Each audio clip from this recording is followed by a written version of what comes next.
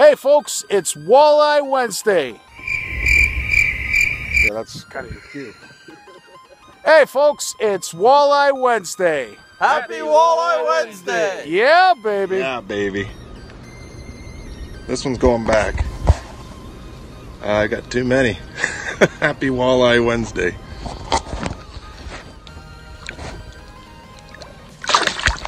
There she goes. Happy Walleye Wednesday! Yeah, baby! Happy Walleye Wednesday. Yeah, baby. Hey, Scotty, Mike Atkins here. Taking time out to wish you a happy Walleye Wednesday, my friend. We're here on the Detroit River with my good friend Dan Ethier. We're doing some hand lining here with fresh walleye. This is for you, my friend. Release. Now I'd like to show you my friend Dan Ethier. Hey, Scotty, it's wonderful Walleye Wednesday. It's about 9:15 and we've got about 14, 16 walleye, but we're now throwing them back. So for you, have a happy Walleye Wednesday. Beauty 18-inch walleye. 18 1/4, right in the slot. Send her home. From Timmins, Ontario, and the birthplace of CFN, we'd all like to wish you Happy Walleye Wednesday! Yeah, baby. baby. This week's episode is brought to you by Gremlin's Custom Baits, Impact Baits, AceCam, and the wonderful owners and staff of Horwood Lake Lodge. So our adventure begins just outside the beautiful town of Timmins, Ontario. It marks our annual trip northward with some of my great friends from high school. Now, we were lucky enough to book a stay at Horwood Lake Lodge, and as you will find out later, a huge shout out goes to my #1 net man, Brad Herbie Cain. Hey guys, I'm here with Mike Brazeau of Horwood Lake Lodge, and we had quite the trip up here, but now that I'm here and I see the beauty of this lake and this lodge, Mike, I want you to tell us a little bit more. What's the history of Horwood Lake Lodge? Well, Scotty, it's good to have you here. And Horwood is it's a man-made lake, and back in the early 1900s was just a series of just a deep water. Like we've got spots up here over 200 feet deep. Is that right? Yeah, and they built a dam in which is leading out into the Groundhog River. And what it did is and back in those days, they didn't have to clear cut anything; you just flooded everything. So we're in a huge cedar valley, if you will. Right. And the waters have just flooded, and the fishing that's here is being fed by 7 river streams that feed our waterway. The one Groundhog River leaves. The fishing is phenomenal for all aspects of fishing, and the skill sets as well.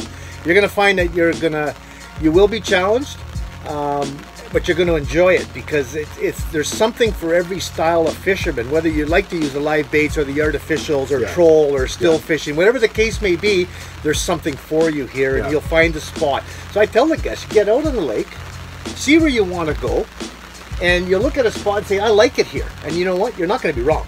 Right. You're going to be right. And it might have to just adapt the color styles and the technique and the speed and the presentation, but other than that, you're not going to have any issues. You'll have fun. And regardless of the fishing, there's a lot here that you offer your customers. We do. We've got 8 cottages. We've got 3 glamping teepees. We can accommodate very comfortably 50 to 55 people. We've had like in the summertime, we have 90 kids here.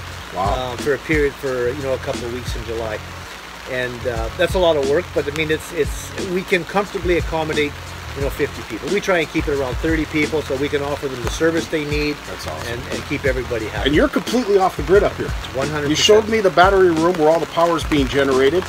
You've got a sauna up here, which I think is absolutely phenomenal. In regards to the fishing, one of the things that I really respect about Mike is, as a lodge owner, he has mandated that any of his guests come, he would like to see walleye that are 17.5 inches and larger be thrown back in.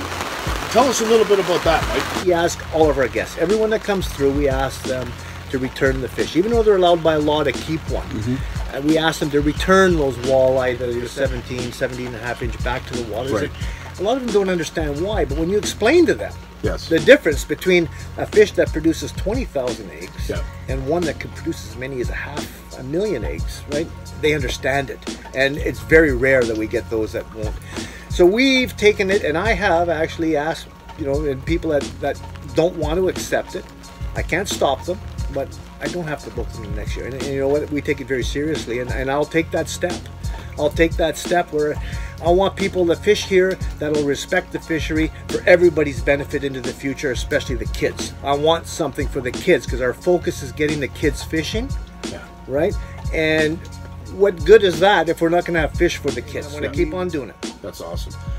Well, I'll tell you guys, one of the other things that we haven't spoken about is the cooking up here, and it's all American plan, and apparently dinner is ready. It's about being served, so I can't miss that. But I'm going to eat up, I'm going to rest up, because we are in search of a double-digit walleye here on Horwood Lake, and it is a challenge, and I'm looking forward to it.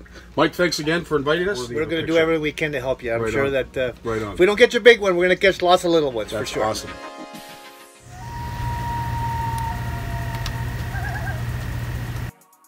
So our first day out here on Horwood was very successful. We saw lots of fish, and we only kept a couple for a shore lunch.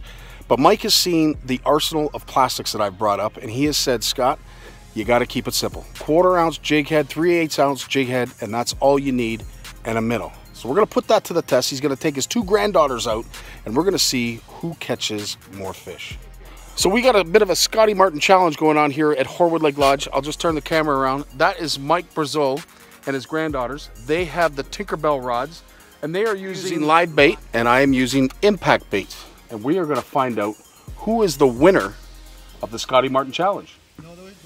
Mike's talking some strategy over there. I don't know, Herb. I think we're in trouble. Wow. Leah's got the first fish. Atta girl, Leah. Leah's got the first fish. Good for you, Leah.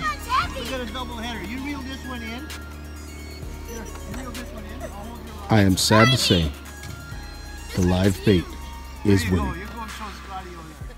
I think we're in trouble. I think it's official. The girls are kicking. Oh, what a nice walleye. That's a great walleye. Yep. Sorry, Impact. Live bait is kicking our butt. Mike has definitely shown us that live bait works the best on his body of water. Here at Horwood Lake, unfortunately, impact baits falls victim to a guru. I got one fish for my first time. There you go. Can't beat that.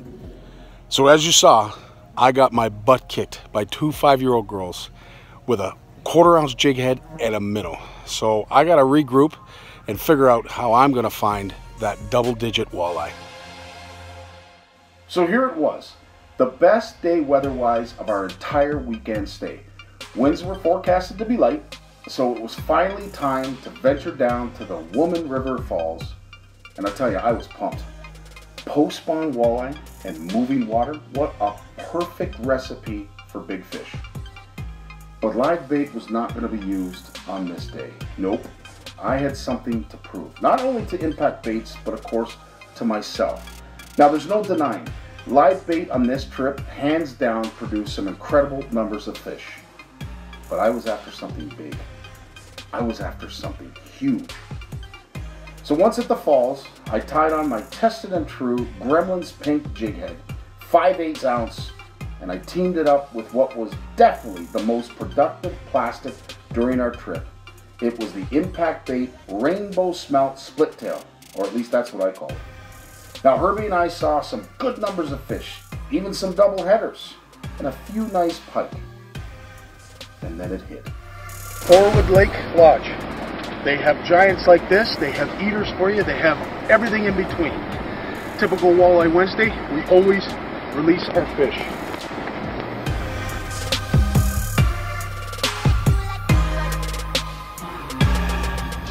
This, I can't wait to put back in. So we meet here again, Mike. It's the end of the trip. We have come, we have accomplished what we were looking to do. Never thought it, gained a few pounds. I tell you, the food here is absolutely phenomenal. Never thought it would happen. You said to go to the falls. We went to the falls, and we found that 10-pound fish. But more so, that is the utmost of importance, especially on Walleye Wednesday, is that fish was released, because that's probably about 500,000 eggs that fish holds. And it's something that Mike truly endorses here. Absolutely. It's all about catch and release. Now, I mean, you come up and you can catch some eaters, and as Mike has said, he's imposed the 17.5. Anything over that, he'd like to see that thrown back. But you'll never have a shortage of fish. And Mike, again, thanks very much for having us up here. It has been a trip of a lifetime. And now I gotta go jog for about an hour. So, yeah.